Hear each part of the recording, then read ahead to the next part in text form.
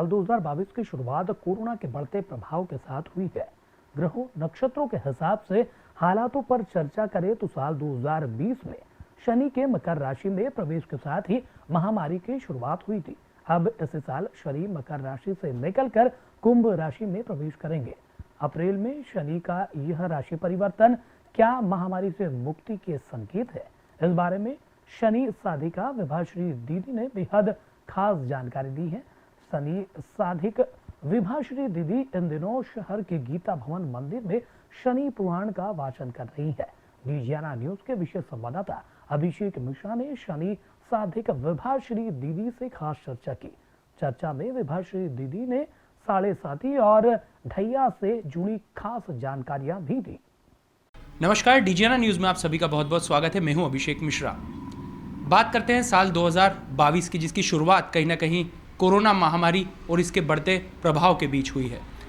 शनिवार से इस बार नया साल शुरू हुआ है और शनिदेव इस बार अप्रैल महीने में मकर से कुंभ राशि में प्रवेश करेंगे। जानकार मानते हैं कि ये पूरा साल है ये शनि भगवान से प्रभावित रहने वाला है।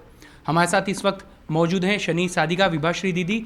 हम उनसे जानते हैं कि आखिर ये साल शनि ग्रह के लिहाज से, देश काल परिस्थितियों के लिहाज से क्या कुछ करने वाला है, क्या संभावनाएं हम व्यक्त कर सकते हैं ग्रह नक्षत्रों के आधार पर। दीदी, आपका बहुत बहुत स्वागत है।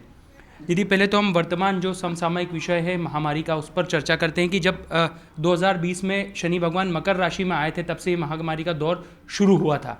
बीच में जब गुरु ने भी प्रवेश किया तो उसके बाद हमने दूसरी लहर देखी। लेकिन अब यहाँ पर 2022 साल है, शनि भगवान राशि भी परिवर्तित करने वाले हैं। क्या सकारात्मकता आने वाली है? धन्यवाद। आपने जो ये राशि परिवर्तन के बारे में और ख़ास तौर से कोरोना के बारे में चर्चा की है, तो मैं आपको बताऊं कि 24 जनवरी 2020 को जब मकर राशि में शनिदेव का प्रवेश हुआ था, तब उस समय कोरोना की स्थिति से हम घिरे चारों तरफ से। अब 29 अप्रैल 2022 को जब मकर राशि से शनिदेव निकलेंगे और मकर राशि छोड़कर जब कुंभ राशि में प्रवेश करेंगे तो हम कोरोना से मुक्त हो जाएंगे। सबसे अच्छी तो ये खुशखबरी है। हम भूल जाएंगे कि कभी कोरोना भी हमारे जीवन में आया था या हमारे राष्ट्र में इतनी तकलीफ़ें हमने उठाई थी। अब ये जो शनिदेव जी का कुंभ राशि में जो प्रवेश होगा, ये कुंभ राशि में प्रवेश हमारे शुभत्व के लिए होगा। इसलिए हमें इस समय का स्वागत करना चाहिए, क्योंकि खाली वो कुंभ राशि में प्रवेश को लेकर ही अप्रैल प्रभावित नहीं है। अप्रैल प्रभावित राहु और केतु की यात्रा परिवर्तन से भी प्रभावित होने वाला है। इसलिए काफ़ी कुछ परिवर्तन हमारे सारे क्षेत्रों में आने वाला है। मतलब अप्रैल तक अब माने की थोड़ी सी स्थितियाँ जो अभी हैं वो ऐसी ही रह सकती है? बिल्कुल। और एक ये बड़ा सवाल है कि शनि भगवान अप्रैल महीने में कुंभ राशि में प्रवेश करेंगे, लेकिन जुलाई में फिर मकर राशि में आ जाएंगे। मिथुन और तुला राशि अभी ढैया से ग्रसित है, धनु साढ़े साथी है, उससे मुक्ति मिलेगी उन्हें। लेकिन जुलाई महीने में जब वापस मकर राशि में आ जाएंगे तो मिथुन और तुला राशि एक बार फिर ढैया की चपेट में आ जाएंगे। तो ये दौर किन किन राशियों के लिए कैसा रह सकता है और किन राशियों पर अब साढ़े साथी का दौर लग सकता है? हाँ, पहले तो मैं आपको ये समझाऊँ कि शनि देव जी एक एक डिग्री महीने में चलते हैं। अब मैं आपको गणित बताऊं कि यदि वो 3 महीने में 3 डिग्री चल चुके हैं, आप कर रहे हैं जुलाई की बात, 18 जुलाई को ऐसा होने वाला है। अभी मैं आपको बोलूं कि अब जुलाई के समय तक के यदि हम देखते हैं कि 3 महीने हो जाते हैं, इन 3 महीनों में वो 3 डिग्री चल चुके होंगे, तो असर तो वो मकर का ना देकर कुंभ का ही देंगे। वो ऐसा नहीं है कि फिर 3 डिग्री वो पीछे आ जाएंगे, पर यह है कि उनकी जो चाल है वो रिट्रोगेट और मार्गी भी होती है। तो जो घर छोड़ चुके होंगे, यानी मकर का जो घर छोड़ चुके होंगे, वो मकर का भी असर देंगे और कुंभ का भी असर देंगे। इसलिए वो रिट्रोगेट कहा गया। कुल मिलाकर यह है कि कुंभ का जो असर प्रारंभ हो चुका है 29 अप्रैल के बाद, वो तो एज इट इज रहने वाला है, उसमें परिवर्तन नहीं होने वाला। पर जो अभी तक ये छूट चुका था, वो छूटा हुआ फिर से प्रभावित हो जाएगा और ये प्रभाव कंटिन्यू देखा जाएगा जनवरी 2023 तक। तो ये माना जाए कि जिन राशियों पर से साढ़े साथी और ढैया उतरी है, उसका उतार जो है जुलाई के बाद से माना जाएगा, जो शुभ माना जाता है आमतौर पर? हाँ, मोटा मोटा ये समझना चाहिए कि पूरी तरह से यदि हम धनु राशि वालों को बोलें कि आप 7.5 से मुक्त हो गए, तो हम बोलेंगे कि आपको 18 जुलाई 2022 को धनु राशि से 7.5 से मुक्ति मानना चाहिए। यदि हम चढ़ती 7.5 की बात करें, जैसे कि शनिदेव जी कुंभ में आते हैं तो आगे वाली मीन राशि को उनकी शनि की 7.5 लग जाती है, तो हमें ये कहना होगा कि मीन राशि वालों को तो ऑलरेडी 7.5 उसी दिन लग गई जिस दिन 29 अप्रैल 2022 को शनिदेव जी कुंभ पर आ गए।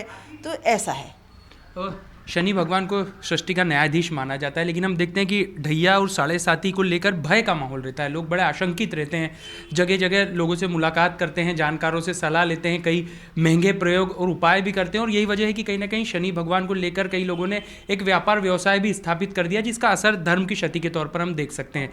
आपके मुताबिक ये कितना सही है? हमारी जिहाद इस व्यापार को मिटाने के लिए है।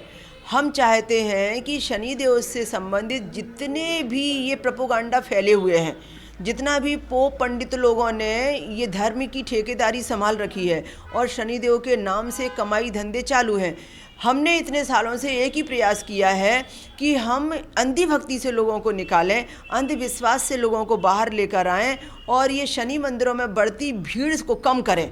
मैं ये नहीं चाहती कि मैं शनि मंदिर में लोग ना जाएं, पर ये जो उपायों के नाम से और गलत फहमियों के नाम से और डर के नाम से और जाके ये सब ठगाई के नाम से ये भीड़ बढ़ रही है, ये बहुत गलत हो रहा है। आधे लोग तो शनि मंदिर इसलिए बना रहे हैं कि उनको कमाई का माध्यम उसमें नज़र आ रहा है, आधे लोग दुकानदारी कर रहे हैं, बाहर बेच के धंधे पानी चल रहे हैं। तो ये सारी चीज़ें जो है ना, ये बहुत गलत हो रही हैं। शनि के नाम पर डरा के उपाय कराना, दान धर्म कराना और फिर कहना कि ऐसा नहीं करेंगे तो आपको पीड़ा ज़्यादा होगी, ऐसा करेंगे तो पीड़ा ख़त्म हो जाएगी, ये मेरा सब्जेक्ट नहीं है। मैं ऐसी चीज़ों पर भरोसा नहीं करती और मैं हमेशा लोगों से यही कहती हूँ कि यज्ञ हवन से यह नहीं मिलता, वेद पठन से यह नहीं मिलता, इसे दिलाती नहीं कोई माला, यह है दिव्य सुधा का प्याला, श्रद्धा से ही झरना फूटे, ज्ञानवान ही इसको लूटे। आप ज्ञानी बनिए, धर्म से ज्ञान में आइए और फिर आप किसी भी इस कर्मकांड में मत उलझिए। सिर्फ एक ही काम कीजिए आप, जो वेदों से संबंधित है, जो वैदिक है। आपके सारे रास्ते वेदों में दिए हुए हैं। जैसे वेद की आपने बात की, लेकिन हम देखते हैं कि अलग अलग ईश्वर को मनाने के तरीके माने जाते हैं। चूँकि अब शनि साधिकाएँ तेल अर्पित किया जाता है शनि भगवान पे, और माना जाता है कि हनुमान जी की भक्ति की जाए तो उससे कहीं ना कहीं शनि भगवान का जो ऐसा प्रभाव होता है वो कम होता है। कितनी सही और सार्थक मानते हैं आप इन बातों को? ये दोनों बातें ही गलत हैं। ना तो वेदों में शनिदेव जी की मूर्ति स्थापित करके तेल चढ़ाने की बात लिखी है और ना ही हनुमान जी के द्वारा पूजा करने से शनि शांति लिखी है। ये सब हम लोगों ने कलयुग में आने पर जो अब एक नया धर्म बनाया मूर्ति पूजा को लेकर, जिसे हम वैष्णव धर्म कह सकते हैं, उस धर्म के बोए बीज हैं। और ये मूर्ति पूजा जो हम करते हैं वैष्णव धर्म के अंतर्गत करते हैं, ये वेदों के खिलाफ है, या हम वेदों से अलग ये धारा चला रहे हैं। तो इसलिए कोई फ़र्क नहीं पड़ता। आप शनि मंदिर में तेल नहीं चढ़ाएंगे तो शनिदेव जी नाराज़ हो जाएंगे, या तेल चढ़ाएंगे तो ज़्यादा प्रसन्न हो जाएंगे, या शनि मंदिर में आप जाएंगे हनुमान जी की पूजा करेंगे तो ज़्यादा अच्छा फल मिलेगा। नहीं, ऐसा कुछ होने वाला नहीं है। वही होने वाला है जो आप प्रारब्ध में बो कर आए थे, और वही होने वाला है जो आप वर्तमान जीवन में बोने जा रहे हैं। तो इसलिए ये जो सब हम कर रहे हैं, ये हमारे मन की तसल्ली के लिए कर रहे हैं। ये जो सब कर रहे हैं, हम अपने भय को कम करने के लिए कर रहे हैं। असल में ये सारे सब पुराणों की देन है, जो बाद में कलयुग में सारे पुराण आए और उन्होंने ये जगह जगह से ये सब प्रतिपादित किया। ये उनके ऐतिहासिक ग्रंथों की देन है। असल में ये बहुत सारे अंधविश्वास जड़ें मजबूत कर चुके हैं, इनको कम करना बड़ा मुश्किल काम है। पर पिछले 25 सालों में मैंने इतना तो कम किया है कि बहुत सारे बेफिजूल के कर्म कांडों से और बेफिजूल की भक्ति और बेफिजूल का दिखावा और ये दान दक्षिणा ठगाई से लोगों को बचाने की कोशिश की है। लेकिन फिर भी आपके अनुभव के आधार पर वो कौन से ऐसे तौर तरीके हैं, कौन से ऐसे प्रयोग हैं जो हर आदमी अपना सकता है और कहीं ना कहीं उससे नवग्रह की शांति हो सकती है, ईश्वर की प्रसन्नता प्राप्त कर सकता है, उसको लेकर आपका अनुभव क्या कहता है? हमारे वेदों में 4 प्रकार के यज्ञ दिए हैं और ये सब नवग्रह शांति समझ लीजिए, ये आपके प्रारब्ध के कष्टों का निदान समझ लीजिए, ये वर्तमान को अच्छा बनाना समझ लीजिए, भविष्य को उज्जवल करना समझ लीजिए। आज हम भी वही फॉलो करते हैं। तो ये 4 प्रकार के यज्ञ में ब्रह्म यज्ञ है कि आप अपने धर्म का प्रचार करें, और धर्म क्या, जो सनातन है, आप उसका प्रचार करें जो वेदों में मार्ग बताए गए हैं। तो जितना भी हम ये ब्रह्म यज्ञ करते हैं, हम आज ज्ञान दान कर रहे हैं, ये हमारा ब्रह्म यज्ञ है। इसी प्रकार से दूसरा यज्ञ कहा गया है जिसे अग्नि यज्ञ कहते हैं, ये सर्वोपरि है। हवन का यज्ञ का संबंध चाहे आप अर्ली मॉर्निंग सुबह उठ के कर लें, और चाहे आप नवग्रह शांति के रूप में कर लें, चाहे आप किसी भी जगह पर बैठकर शांति से कर लें, बिना पुरोहित के कर लें। पर जो भी जड़ी बूटियाँ हम अपने हवन में जलाते हैं, जो भी समिधाएं हम हवन में डालते हैं, वो परमार्थ के लिए श्वास बन के, ऑक्सीजन बन के, ये सब प्रकृति को ऑक्सीजन देने का काम करती हैं। इसलिए इसे वैदिक कहा गया है, और ये हवन यज्ञ इसीलिए नवग्रह शांति का प्रमुख हिस्सा है, और इसीलिए ये शनि शांति का एक प्रमुख हिस्सा बना हुआ है। तो ये कहा गया है हमारे देवी यज्ञ अग्नि यज्ञ के अंतर्गत। और तीसरा है भूत यज्ञ। भूत यज्ञ का मतलब नहीं है कि आप भूतों को मानिए, ये भी भूतों को मानना भी हमारे जो पुराणों ने सिखाया, ये हमारे वैदिक नहीं है। वेद में भूत होते ही नहीं। तो ये भूत यज्ञ का मतलब है कि जो मूक प्राणी हैं, जीव जंतु हैं, जो बोल नहीं सकते हैं, कीड़े मकोड़े हैं, पक्षी हैं, जैसे जानवर हैं, जंगली जानवर हैं, या पालतू पशु पक्षी हैं, इन सबको भोजन देने की व्यवस्था मनुष्य की जिम्मेदारी है, और मनुष्य इनका पालन पोषण करे। तो इस तरीके से भूत यज्ञ के अंतर्गत आता है। और चतुर्थ होता है अतिथि यज्ञ। अतिथि यज्ञ में आप माता को परमात्मा मानिए, आप मातृदेव भवा, पितृदेव भवा, आचार्य देव भवा, अतिथि देव भवा। अब हम ये भूल चुके हैं, और ये भूलने के बाद में अब हम जा रहे हैं शनि मंदिर। यदि हम इसको याद रख के और इनके उपायों को लगा के हम बात करते हैं, तो शनि परमात्मा का एक ऐसा नाम है जो डायरेक्ट परमात्मा से आपके कनेक्शन जोड़ता है। शनि ग्रह का नाम नहीं है, परमात्मा के नाम से शनि लिया गया और ग्रह को वो नाम दिया गया। ये मैंने मेरे शनि पुराण में कथा में बताया है लोगों को। वैसे हम लोग देखते हैं कि इस समय एक सबसे ज़्यादा जो मूल भाव देखें कि धर्म में कहीं ना कहीं प्रयोग और टोटकों का स्थान बहुत ज़्यादा आ चुका है।